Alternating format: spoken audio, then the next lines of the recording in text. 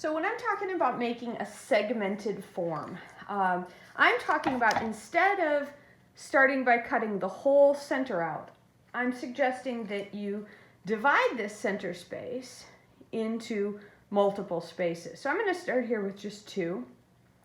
And what I'm going to do is carve out these shapes, these 2 pieces, leaving a strip of clay in between as well as the wall. And that is going to just form a segmented container.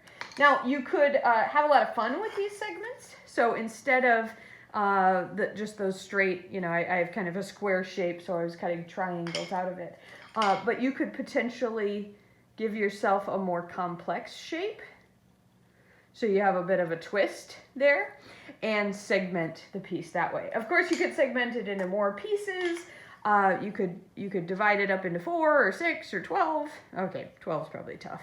But depending on your shape, you could make a longer or a rounder or a wider shape.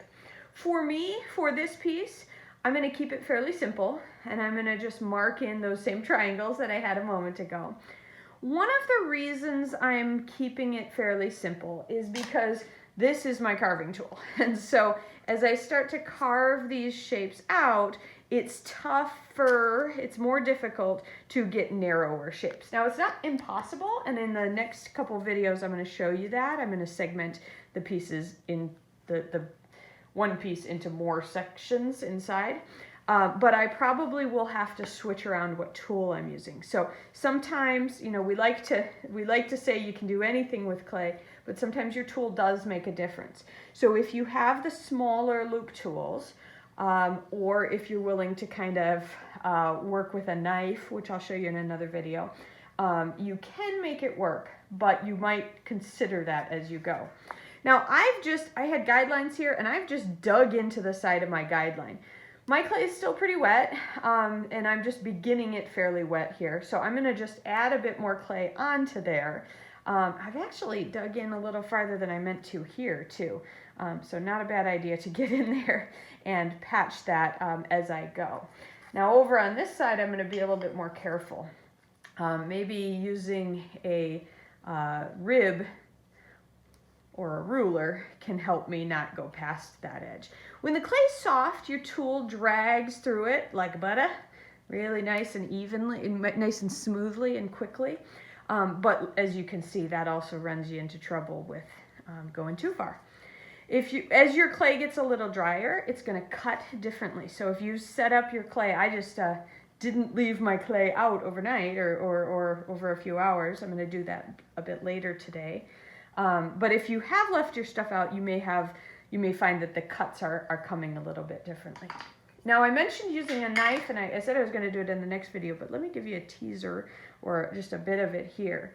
I'm just cutting straight down, and what I'm kind of doing, and this works better when it's a little bit drier, but I've kind of pulled that clay apart.